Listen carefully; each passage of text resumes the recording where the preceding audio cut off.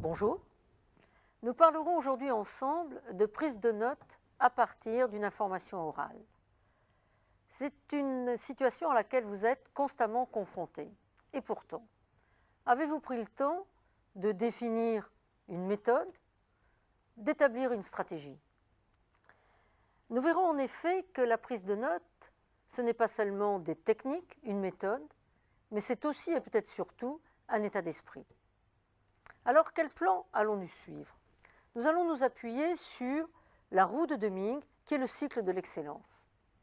4 étapes: définir ce que l'on veut, pour agir conformément à ce que l'on a décidé, évaluer, mesurer l'objectif si on l'a atteint, et enfin, tout cela pour réagir et progresser.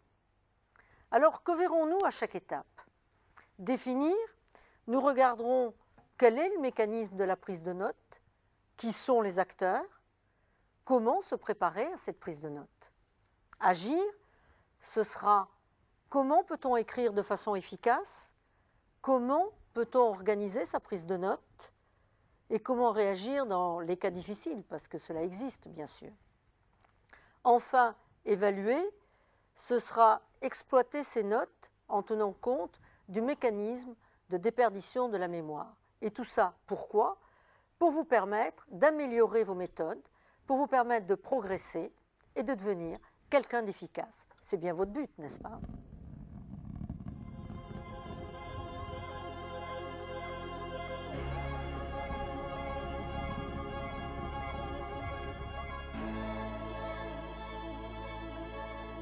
Avez-vous conscience de votre façon d'agir lorsque vous prenez des notes? D'ailleurs, avez-vous jamais réfléchi à ce qu'était la prise de notes pour vous? Je vous propose d'y réfléchir ensemble et pour cela, je vais vous donner quelques exercices. Alors prenez donc une page blanche afin de ne pas mélanger vos réflexions à vos notes de cours. Tout d'abord, prendre des notes, qu'est-ce que cela représente pour vous? À quel mécanisme intellectuel cela fait-il référence? Écrivez ce qui vous vient à l'esprit.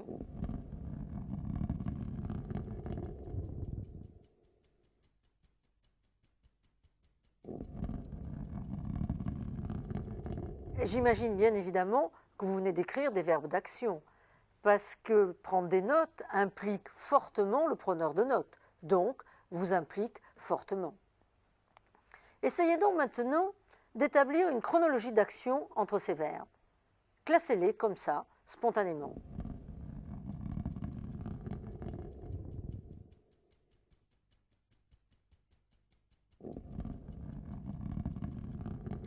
Bien, maintenant, autre question. Vous êtes-vous demandé si vous saviez prendre des notes? Pour vous aider à réfléchir, je vais vous poser un certain nombre de questions. Je vous donnerai le numéro de la question et vous n'aurez qu'à répondre par oui ou par non. Ensuite, nous reprendrons avec le numéro chaque question et nous verrons si vous avez besoin d'outils, si vous avez besoin de méthodes ou si ça va bien pour vous. Alors donc, la première question. Avant de prendre des notes, vous interrogez-vous sur leur but? Vous répondez oui, non. En question 2, est-ce que vous vous êtes fait votre propre répertoire d'abréviations? Oui, non. Disposez-vous de plusieurs techniques de prise de notes? C'est la question 3. Oui, non, vous en avez, vous n'en avez pas. Aimez-vous prendre des notes en 4? Oui, non. 5e question, relisez-vous vos notes au plus tard le lendemain pour les compléter? Question 6. Adaptez-vous votre prise de notes au sujet traité? Oui, non. En 7. Vous efforcez-vous de toujours classer vos informations pendant que vous prenez des notes? En 8. Est-ce que vous évitez de prendre le mot à mot? Oui, non. En 9. Savez-vous toujours quoi noter et quoi laisser de côté? En général, en question 10, êtes-vous satisfait des notes que vous prenez? Vous rendent-elles l'usage que vous voulez? Oui, non. En 11, laissez-vous la place pour des commentaires, vos propres commentaires, lorsque vous prenez des notes? En 12, perdez-vous rarement le fil? En 13, Quand vous prenez des notes, est-ce que vous êtes bien outillé? Est-ce que vous avez bien le matériel qu'il vous faut? Un matériel adapté? Oui, non. En 14, vos notes, est-ce que vous les classez et est-ce que surtout vous savez toujours les retrouver? En 15, quand vous prenez des notes, laissez-vous de côté vos humeurs ou est-ce qu'elles viennent parasiter votre attention? Oui, non. Enfin, en 16, pour compléter vos notes, est-ce qu'il vous arrive d'interroger votre entourage, vos camarades? Oui, non.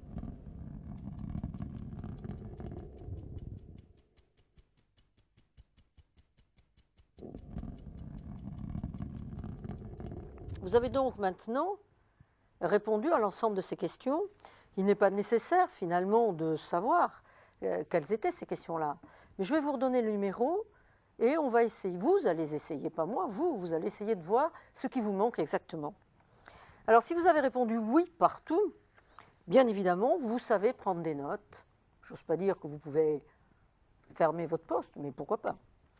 Si vous avez répondu oui aux questions suivantes, 2, 3, 7, 8, 11 et 13, si vous avez moins de 6 points là, il faut absolument que vous complétiez votre boîte à outils, vous manquez d'outils.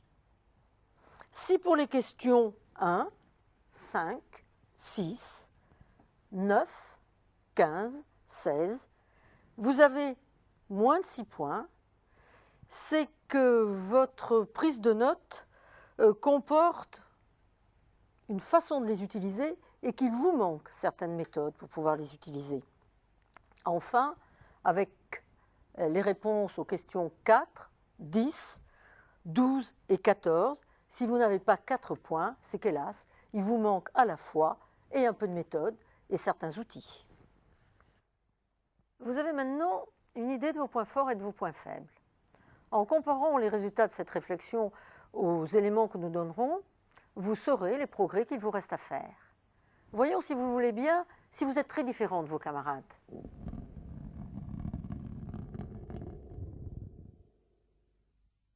Déjà s'interroger sur le sujet afin de bien le définir. Ensuite, trouver les bonnes informations. Donc la réflexion, la compréhension et l'action, agir, réfléchir aussi, écrire. D'abréger, de concentrer au maximum les idées qu'on nous donne. Plus je prends de notes et mieux je me sentirai après devant mes cours. Écouter, ensuite comprendre. Et par rapport à ce que je comprends, je vais devoir abréger. Donc je vais sélectionner ce qui est important, ce qui est moins. Comprendre, ouais. Et réfléchir pas trop. La rapidité, le sens de, je sais pas moi, de la classification. Rapidité, efficacité. Rapidité, résumé, savoir classer le bon et ce qu'on peut laisser de côté. Raccourcir les verbes, raccourcir les mots-clés, faire des abréviations, faire des signes, des flèches, des guillemets. Il faut résumer. Être rapide. Rapidité au niveau de la prise de notes, ouais.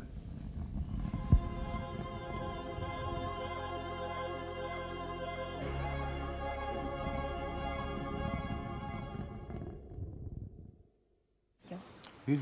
J'ai des habitudes d'abréviation qui reviennent souvent, mais pas un répertoire propre. Oui. Ouais. Non, pas vraiment. Ah oui. Oui, je pense. Oui. Ah non, je n'en ai pas besoin. Oui, tout à fait. Oui, puis des abréviations que j'ai inventées moi. Certainement. En définitive, prendre des notes, qu'est-ce que c'est? C'est créer un produit, vos notes, à partir de la matière première que sont les paroles d'un conférencier ou les mots d'un livre. Les notes sont le reflet de ce que vous aviez besoin de savoir au moment où vous les avez prises, de ce que vous avez compris, bien sûr, mais aussi de votre façon de travailler. C'est pourquoi les notes sont toujours personnelles. Si vous voulez échanger vos cours pour travailler en groupe, par exemple, je vous conseille de toujours vous mettre d'accord sur la méthode de prise de notes. Vous gagnerez beaucoup de temps. Quelle est la caractéristique d'un cours? C'est d'être l'expression d'une information qui passe sans laisser de traces. Une fois la parole émise, il vous est absolument impossible de vous y référer, contrairement à un livre dans lequel vous pouvez retourner aussi souvent que vous le voulez. Le danger du cours, c'est donc qu'il est impossible de revenir sur ce qui est dit. D'où la nécessité, bien sûr, de prendre des notes. Mais d'où vient la difficulté de la prise de notes? Elle tient essentiellement en 2 chiffres.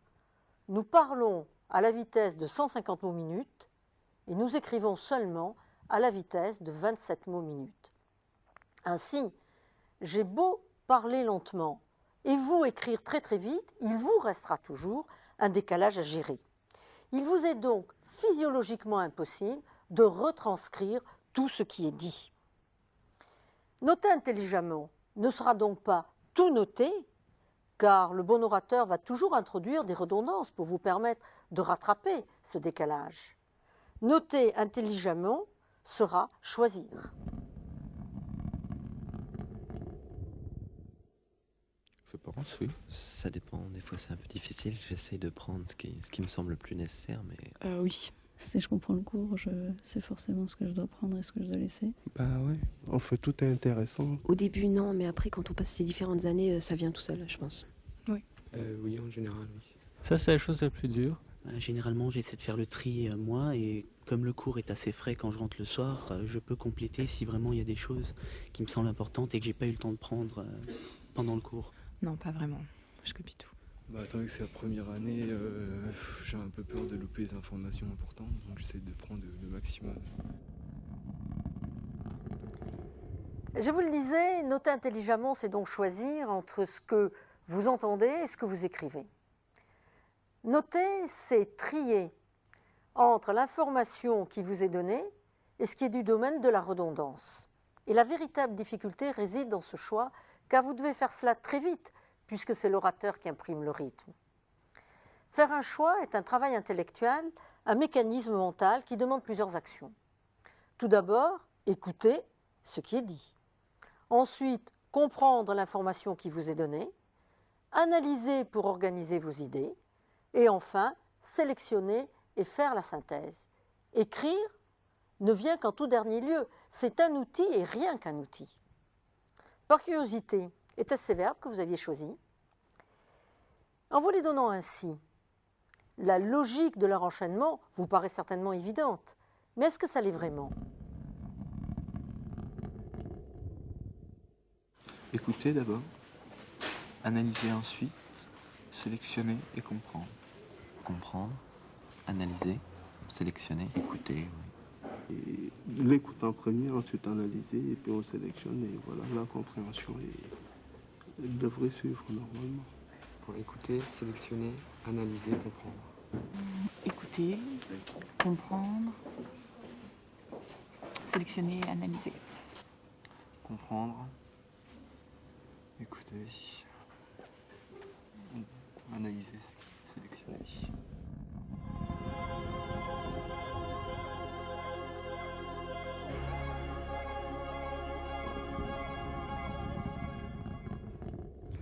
Au fait, à votre avis, qui est concerné par votre prise de notes? Qui est acteur? Vous et moi, bien évidemment. Il y a donc au moins 2 acteurs, si ce n'est plus, car vos camarades d'amphi sont concernés aussi, s'ils vous créent des perturbations. Donc, 2 acteurs. L'orateur qui fournit l'information, je suis concerné. Si je parle trop vite, vous ne noterez rien. Si je parle trop lentement, de façon totalement atone et soporifique, vous ne noterez pas non plus. Il ne vous restera rien, j'aurai raté mon objectif. Vous, bien sûr, qui allez essayer de tout transcrire, mais même si je suis concerné, vous êtes l'acteur principal. Seulement celui qui imprime le rythme, c'est bien moi, c'est bien l'orateur. Donc c'est lui qui va commander votre vitesse de compréhension et votre vitesse d'écriture.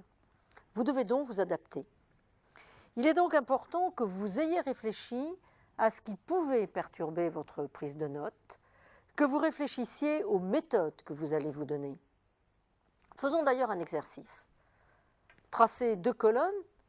Dans une colonne, les perturbations, et dans l'autre, on verra plus tard. Donc dans la colonne perturbation, qu'écririez-vous? Qu'est-ce qui perturbe en général votre prise de notes?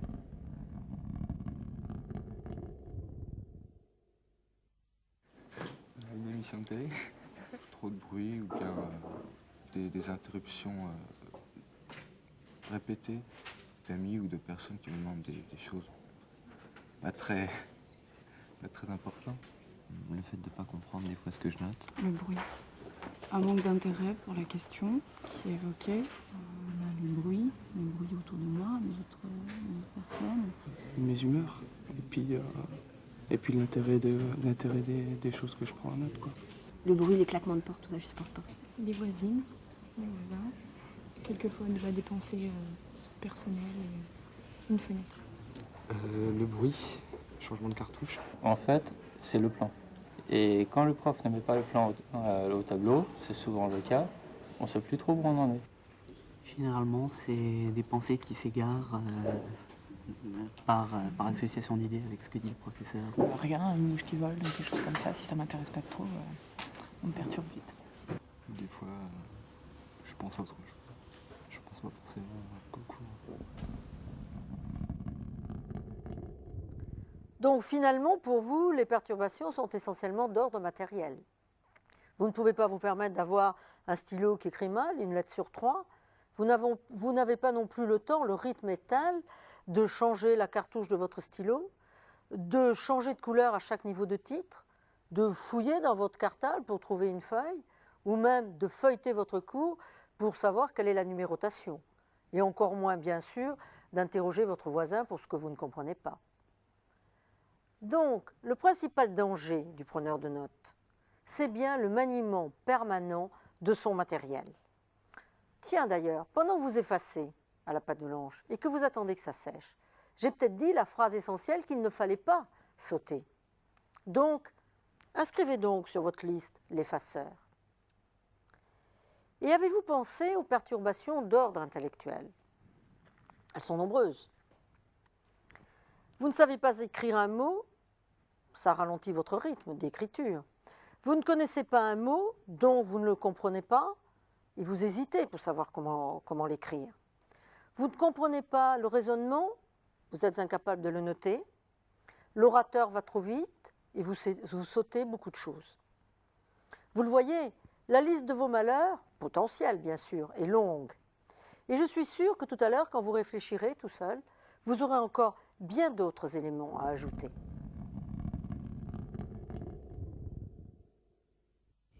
Je l'espère.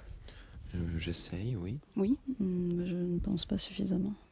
Bah oui. Oui, j'ai tout ce qu'il faut. Oui. Oui, stylo, papier. Oui. Les outils, c'est pas grand-chose, c'est un stylo et un effaceur. Oui. Bah ouais, j'ai un stylo bille et puis voilà.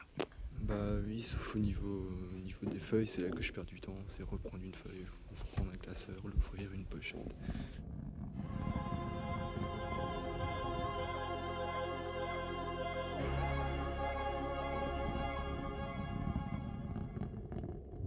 Comment se préparer à une bonne prise de notes? Pour réfléchir à cela, nous allons nous appuyer sur le cycle de l'excellence visualisé par la roue de Deming. Le raisonnement qu'il représente est intéressant car il vous guide pour définir la façon d'agir et de progresser. Pour s'améliorer et progresser, il faut tout d'abord définir ce que l'on veut, ses besoins et ses objectifs. Donc tout d'abord, voyons comment préparer sa prise de notes, tant du point de vue matériel qu'intellectuel. Au niveau matériel, il faut se mettre en situation d'écoute maximum et être bien installé. Bien entendre. Lorsque vous entrez dans une salle, repérez l'endroit d'où vous entendrez le mieux. L'acoustique n'est pas partout la même dans une salle.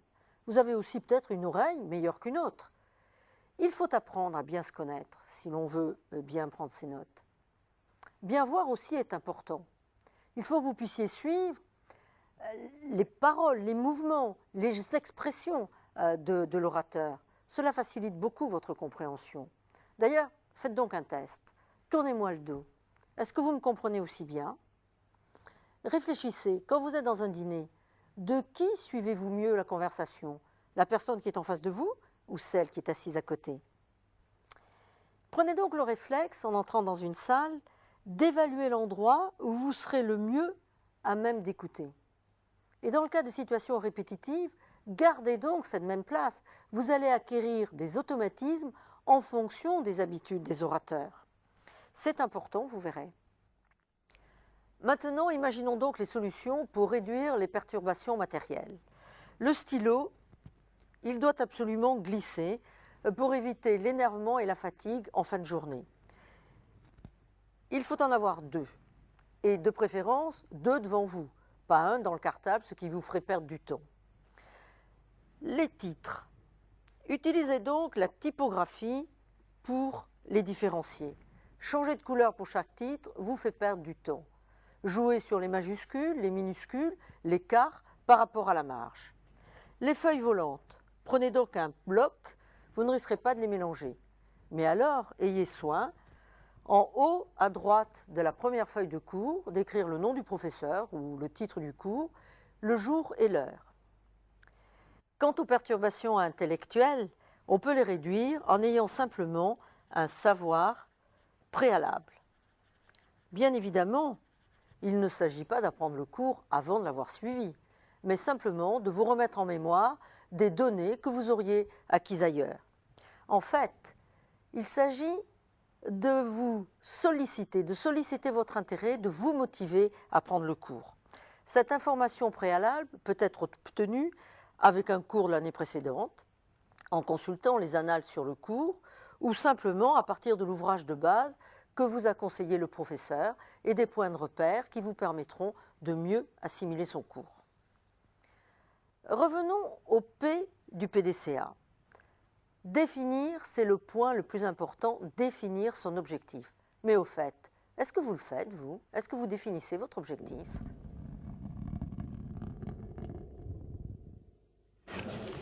Oui. Oui, oui, bien sûr. Oui, mais rarement. Je réfléchis pas sur le but de ce que j'écris. Non, pas vraiment. Oui, bien sûr. Oui, bien sûr, un peu. Rarement.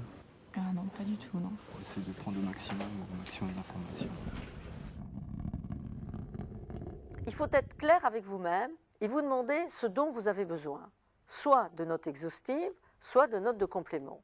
Si ce sont des notes exhaustives, vous allez vous préparer à cette course contre la montre qu'est la prise de notes. Et vous devrez particulièrement être attentif aux articulations du texte. Si ce sont des notes de complément, vous vous préparerez à noter des informations nécessaires pour actualiser vos connaissances. Une démonstration, un chiffre. C'est le cas par exemple lorsque vous suivez une émission de télévision. Vos notes seront alors forcément sélectives et vous serez attentif pour replacer le discours dans le contexte de vos connaissances. À ce moment-là, la référence, ce sont vos connaissances.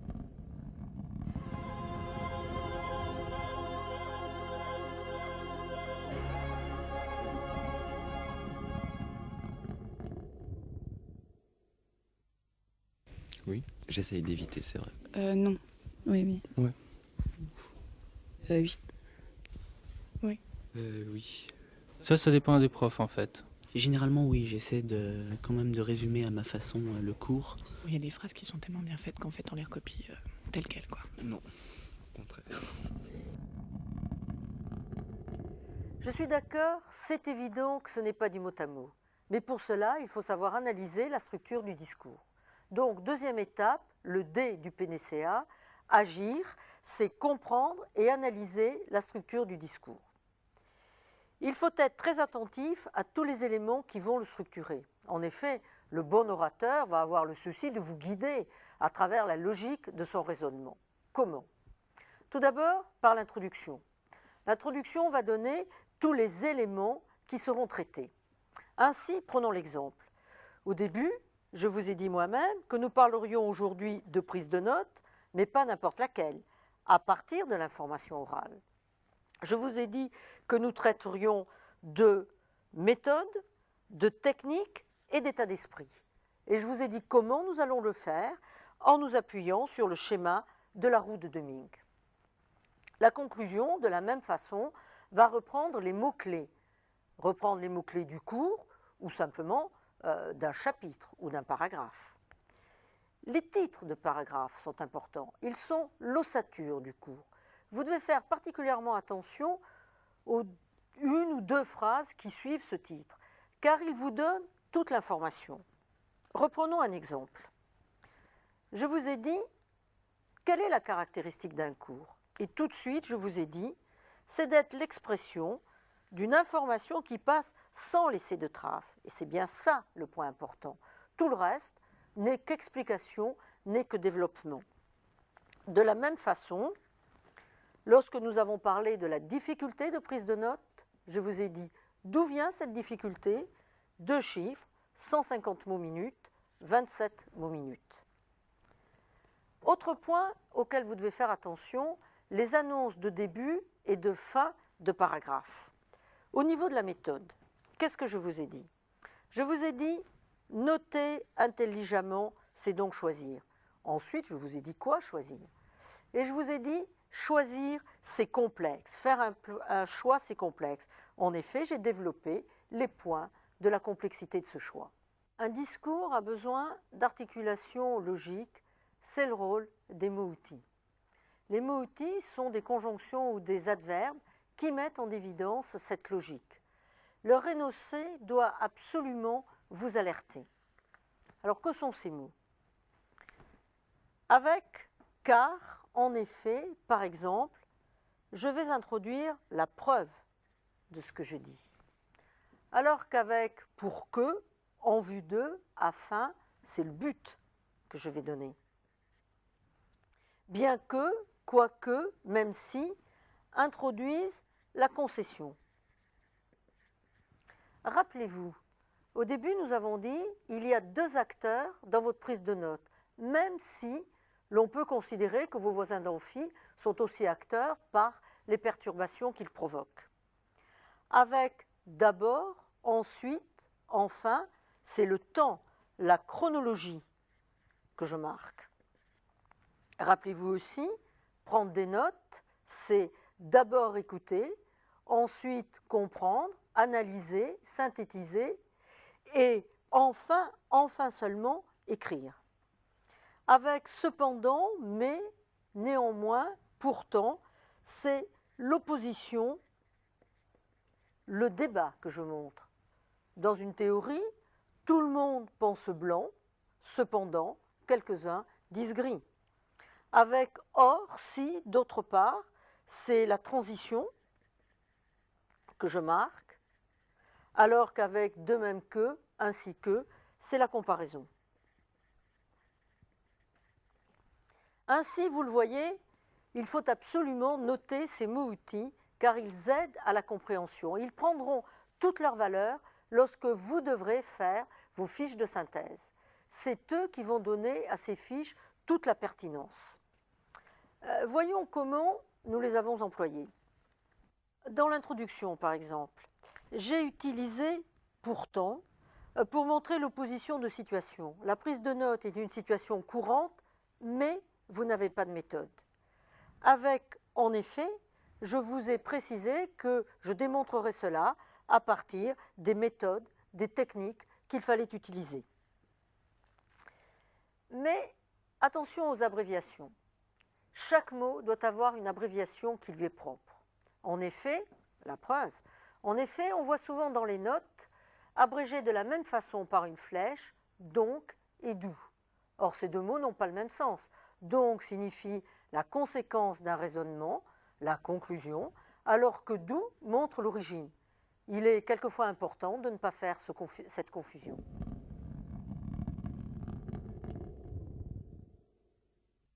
Oui. J'ai des habitudes d'abréviation qui reviennent souvent, mais pas un répertoire propre. Oui. Non, pas vraiment. Ah oui. Oui, je pense. Oui. Ah non, je n'en ai pas besoin. Oui, tout à fait.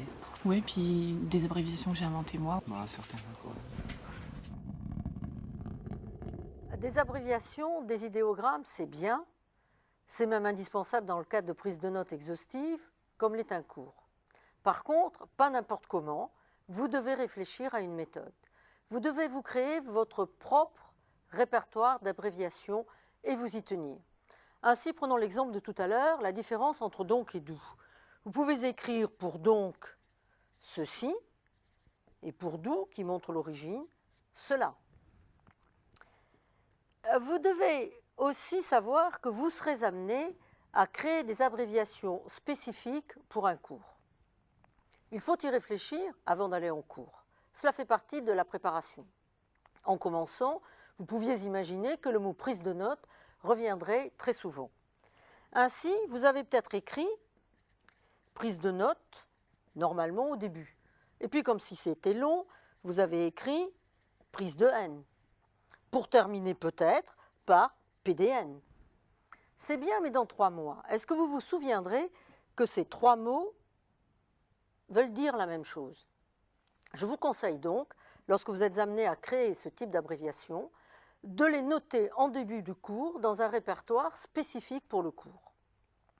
De la même façon, il y a un risque de confusion lorsque vous abrégez du même mot 3 mots différents. C'est le cas en biologie.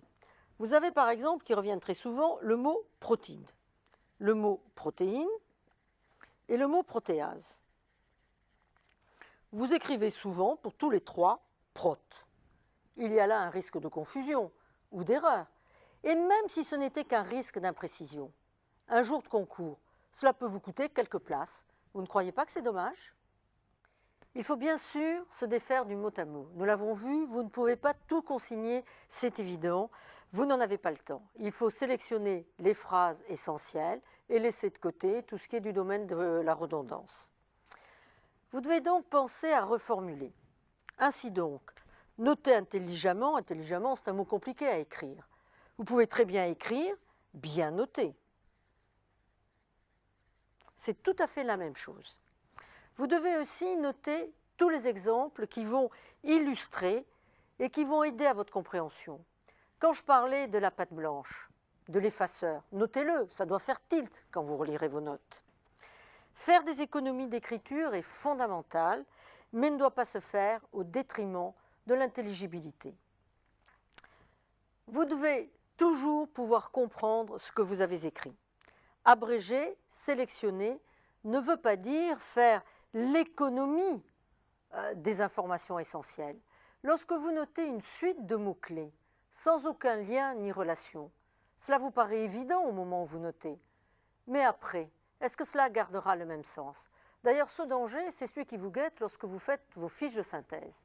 En général, vous notez des mots-clés sans aucun lien. Et au fur et à mesure de vos révisions, vous construisez votre propre raisonnement qui a tendance à évoluer. Et à la fin, il y a souvent une erreur dans ce raisonnement. Vous devez aussi noter tout ce qui n'est pas mémorisable. Les dates, les noms, tout ça doit être écrit absolument. Pensez aussi à recourir au tableau, au graphique, chaque fois que vous voulez faire apparaître des relations ou une évolution. Bien sûr, dans ces cas-là, il faut être extrêmement attentif à ce que vous dit l'orateur. S'il fait bien son travail, il va vous guider et annoncer qu'il va procéder à une énumération. Prenons un exemple. Lorsque tout à l'heure, je vous ai parlé de la deuxième étape du PDCA, D, agir et comprendre. J'ai commencé en vous disant d'abord comprendre et analyser la structure du discours. Il fallait bien se douter que j'allais vous donner ces différents éléments de la structure, que j'allais vous parler de l'introduction, de la conclusion, des titres de paragraphes, puisque c'est l'ossature du texte, des annonces et des débuts de fin de partie, et des mots-outils qui sont les articulations.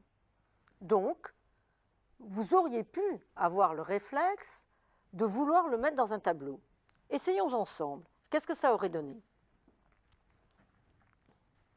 Lorsque j'ai dit l'introduction indique les points qui seront abordés, qu'auriez-vous noté? Vous auriez noté intro, présente, les points abordés. Ensuite, la conclusion reprend les mots-clés. Conclusion, reprend, mots-clés.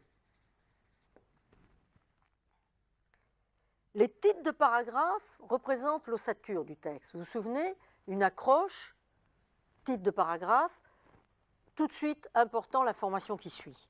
Donc, titre de paragraphe,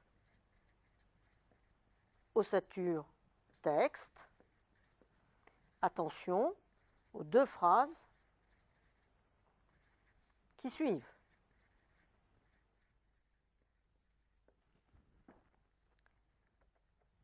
Les annonces de début et de fin de partie, ce sont souvent des synthèses. Annonce,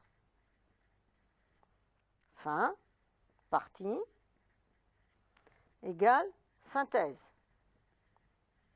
Mieux, vous pouviez noter synthèse. Enfin, les mots-outils sont les articulations du texte. Mots-outils, articulation, texte.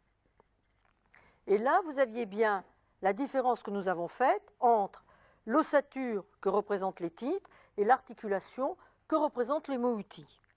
Alors, je vous ai parlé de tableau. Soit le tableau, vous pouvez le faire tout de suite, si vous en avez le temps, et à ce moment-là, vous allez noter comme ceci, rapidement, soit vous n'en avez pas le temps, et vous tracerez le tableau quand vous reprendrez vos notes, quand vous étudierez. Que faut-il retenir de cet exercice? Il convient que vous songiez qu'on ne met pas que des chiffres dans un tableau. On peut aussi mettre des informations chaque fois que vous voulez visualiser cette information. Je pense que maintenant, vous commencez à percevoir que prendre des notes, ce n'est pas simplement écrire mécaniquement, mais que prendre des notes, c'est écouter, avoir une écoute active. Et que cette écoute active, elle est faite de volonté et d'entraînement. C'est un état d'esprit. Il est important que vous vous attachiez toujours aux idées plus qu'aux phrases, même si la phrase est très belle, comme le disait votre camarade, peut-être même surtout si elle est très belle. La mauvaise attitude en matière de prise de notes est de se concentrer sur les mots et non sur leur compréhension. C'est ce qui arrive lorsqu'on est fatigué. Vous perdez le fil, vous perdez votre concentration. Alors attention, un cours à 8 h du matin, il ne faut jamais sortir le soir, sinon vous ne pourrez pas avoir cette écoute active. Qu'avons-nous vu jusqu'à maintenant? Nous avons vu comment se préparer à la prise de notes, comment écouter de façon active. Je vous propose maintenant de voir comment tirer parti de tout cet effort et comment organiser vos notes de façon à faciliter leur exploitation.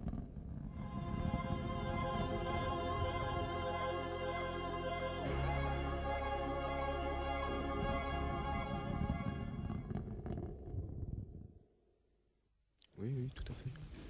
Oui, ça m'arrive. Oui. Non, mais je devrais. Je me rends compte que c'est un tort. Ouais. Oui, sur la marge, mais... En général, les remarques personnelles, je les mets dans la marge. Sinon, quand j'arrive pas à prendre, je mets une croix et puis je complète après. Ouais, moi je veux graphier pour des croquis. Non. Oui, ça c'est ce que je fais à la fin de chaque chapitre. Non, jamais. Ah non, pas du tout. Ah oui, c'est ce que j'allais faire tout de suite. Cette marge dont il est question, à quoi peut-elle servir? Elle doit vous servir à ce que Montaigne appelait votre mémoire de papier. Il est important effectivement que vous gardiez la trace de tout cet effort d'analyse que vous faites en écoutant. Prenons une feuille de cours. Donc, en fonction de ce que nous avez dit, il y aurait noté prise de notes et la date. Traçons donc cette marge. Je trace bien la marge à droite et non pas à gauche. Pourtant, normalement, une marge dans un cahier est à gauche. Pourquoi? Si je note et que je veuille noter en plus une information, je suis obligé de revenir. Je perds donc du temps. Et vous savez que la prise de notes, c'est une course contre la montre. Donc, si je la trace à droite, j'écris et je suis tout à fait disponible pour écrire mon information. Voilà pourquoi vous supprimez la marge de gauche et vous devez garder la marge de droite. Donc, à quoi va-t-elle vous servir? Lorsque le professeur vous donne une information, vous pouvez vouloir consigner un doute. Si vous posez le point d'interrogation dans le texte, quand vous apprendrez, comment saurez-vous si ce point d'interrogation vous appartient ou si c'est le professeur qui l'a posé? Donc, il convient, si vous avez, vous, une interrogation, de poser votre point d'interrogation dans la marge. Je prends un exemple. Lorsque j'ai dit que l'on parlait à 150 mots minute et que vous écriviez à 27 mots minute, vous pouvez très bien vous dire « c'est impossible, c'est faux, je tiens à le vérifier ». Donc vous pourriez poser ce point d'interrogation. Autre information. Vous pouvez très bien avoir une question qui vous vient à l'esprit. Donc, vous me noterez dans la marge « question ». Par exemple, vous pouvez vous dire « mais au fait ». Est-ce que l'on note de la même façon lorsque l'on prend des notes en réunion? Vous noteriez donc « question »,« note » en réunion. Ceci est important, surtout lorsque vous suivez une conférence. Parce que qu'est-ce qui se passe en général? Vous savez que vous allez avoir à poser des questions. Donc, lorsqu'une question vous vient à l'esprit, vous la gardez en mémoire. Et en fait, elle parasite votre écoute. À partir du moment où vous l'avez écrit, vous avez de nouveau l'esprit totalement disponible pour l'écoute. Un professeur aussi, autre point, peut très bien faire des digressions. Il peut avoir oublié une information et vous la donner. Moi-même, tout à l'heure, je suis revenu sur la façon d'abréger dont et d'où. Au lieu de feuilleter vos feuilles, de rechercher à quel endroit vous deviez marquer ce complément d'information, ce qui vous fait perdre du temps, vous pouvez très bien marquer le professeur, donc d'où. Quand vous reprendrez vos notes, vous serez toujours à temps de replacer cette information à sa place. Autre point, si vous avez une écoute active, c'est donc bien que vous allez faire des associations d'idées. Vous pouvez très bien marquer cette association d'idées. Vous allez marquer « moi »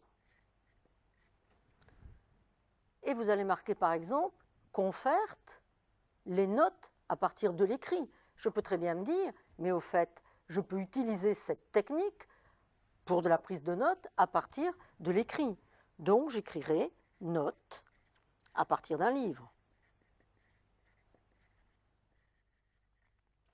Ainsi, cette marge, ce sont bien vos réflexes. Quand vous reprendrez vos notes à la lecture de cette marge, vous retrouverez complètement vos associations d'idées. Il est aussi important souvent de prévoir un pied de page. Vous allez travailler en vue de l'examen. Il est donc intéressant de noter tous les petits trucs que vont vous donner les professeurs. On peut vous donner une référence bibliographique, souvent après coup, donc vous ne pouvez pas la réinsérer dans le texte. Le professeur peut vous donner des conseils qui ne peuvent pas non plus s'insérer dans le texte. Vous pouvez aussi vouloir noter les marottes, les points sur lesquels insiste un professeur. C'est important. Lorsque vous allez apprendre en vue de l'examen, il est important de savoir comment vous allez préparer vos questions d'examen. Ainsi donc, vous pourriez peut-être noter pour ce cours, elle a souvent insisté sur la logique, la structure. Et ainsi, finalement, vous allez organiser votre prise de notes de façon à pouvoir retrouver tous ces réflexes, toutes ces informations, toutes ces associations d'idées que vous avez eues pendant votre écoute.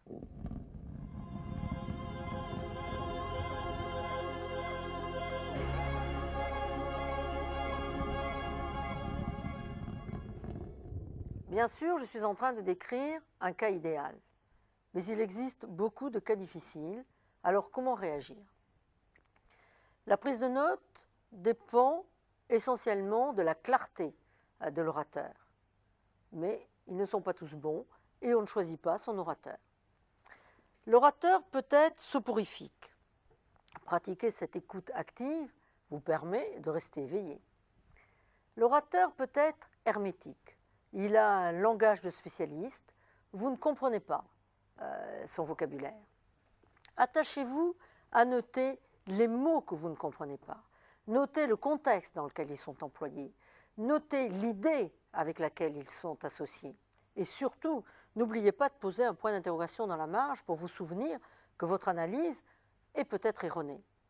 et cherchez tout de suite à la fin du cours à clarifier cette information. L'orateur peut être aussi confus, il peut ne pas avoir de plan, il peut faire de nombreuses digressions. Attachez-vous à saisir la logique interne de son discours. Et c'est à ce moment-là que les mots-outils prennent toute leur importance. Si vous les notez bien, vous retrouverez facilement cette logique, vous pourrez refaire le plan à partir du cours d'un copain ou d'un livre qui traite de la même information. Et à ce moment-là, vous pourrez faire facilement votre fiche de synthèse.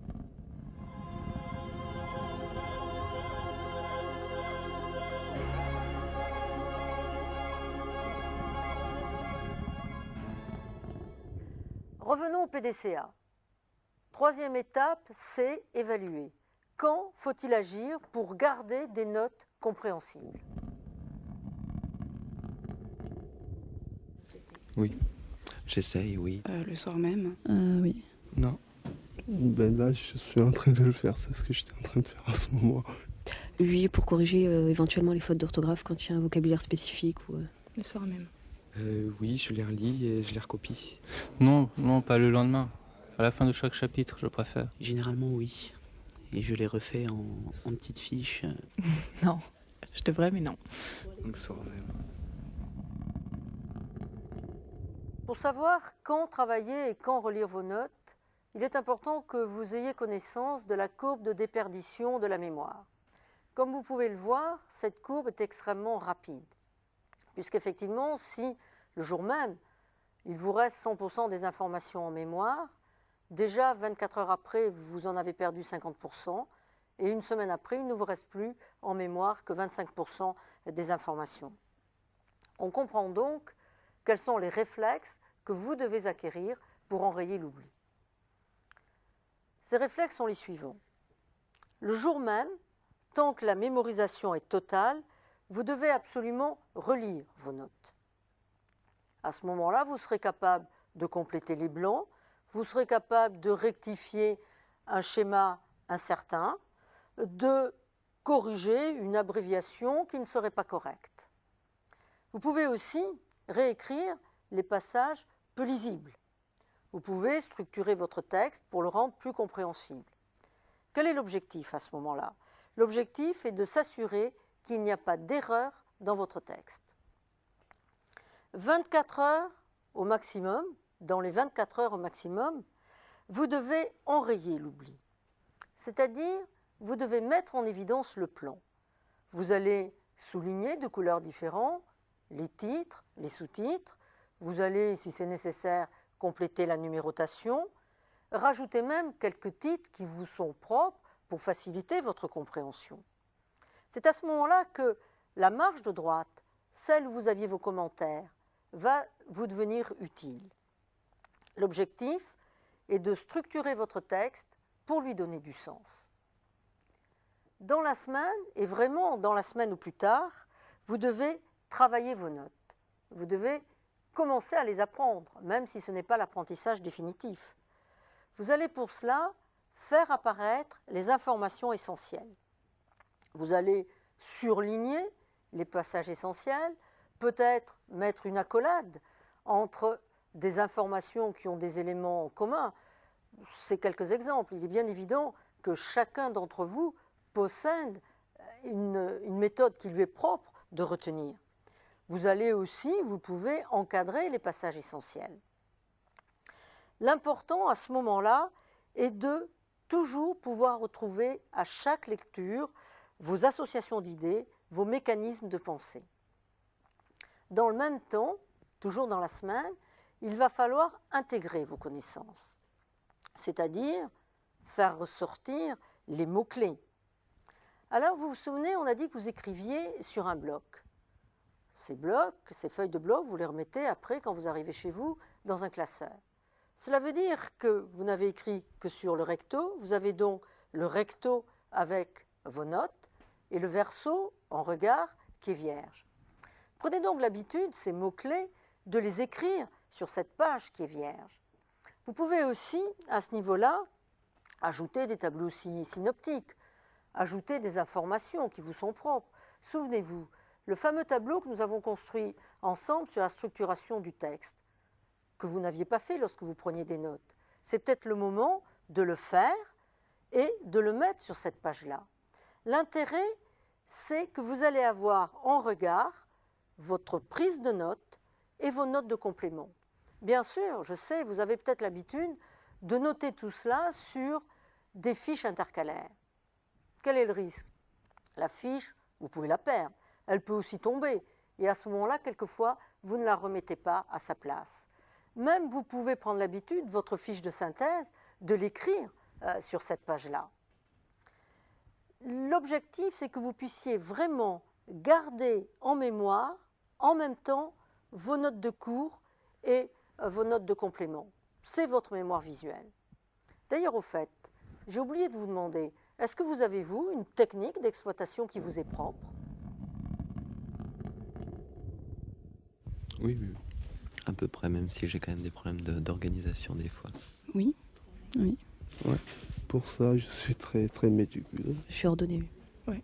Oui. Oui, je les classe. Les pages sont numérotées avec le nom du cours en haut à droite. Ça dépend. Des fois, il y a des cours qui s'égarent, on ne sait pas où ils vont, quoi. Bah, mes notes. Ça. Regardons une dernière fois le PDCA. A. Réagir pour progresser. La phase d'exploitation que nous venons de voir est importante à double titre. Non seulement elle vous permet d'acquérir des informations, mais vous devez aussi critiquer vos notes lorsque vous les mettez au point. Vous rend-elle le service que vous attendez? Sont-elles pertinentes? Sont-elles justes? Y a-t-il des manques? Y a-t-il des redondances? Vous devez être, dans cette dernière phase, extrêmement rigoureux et rechercher les causes de votre insatisfaction. Tâchez ensuite de voir comment vous pouvez vous améliorer, quelles sont les solutions que vous pouvez mettre en œuvre, quelles sont les méthodes que vous pouvez acquérir. Ce n'est que dans ces conditions que vous progresserez, que vous trouverez les méthodes qui vous sont propres, les méthodes qui vont différencier vos notes de celles de votre voisin, les méthodes qui vont vous permettre de travailler avec efficacité pour un rendement maximum. Oui, plus ou moins. Oui, parce que c'est un moyen de gagner du temps. Oui. Oui. Non. Oui. Bah oui, ça me dérange pas. Oui. Ah oui, bien sûr. C'est pas que j'aime, c'est que je suis obligé. Bah, si on avait les cours et déjà des polycopiés avant, ça serait peut-être un peu mieux, comme ça on se concentrerait peut-être un peu plus, quoi. Bah, d'après ce que je viens de dire avant, non. En définitive, aimez-vous prendre des notes? Pourquoi pas? C'est un challenge, c'est un jeu. Alors, que pourrais-je vous dire en conclusion? Je vous ai tout dit. On pourrait peut-être résumer ensemble tout ce qui a été dit en un tableau. Et vous allez voir, ce tableau ne tient pas plus qu'une page. En dernier exercice, essayez donc de le faire à partir de vos notes. Si elles sont bien prises, vous devez pouvoir le faire. Et si ces notes sont bien prises, finalement, votre première page de cours, regardez, elle doit prendre en compte l'introduction, la prise de conscience, la méthodologie, qu'est-ce que prendre des notes. Voilà, finalement, 1 heure pour une page de cours.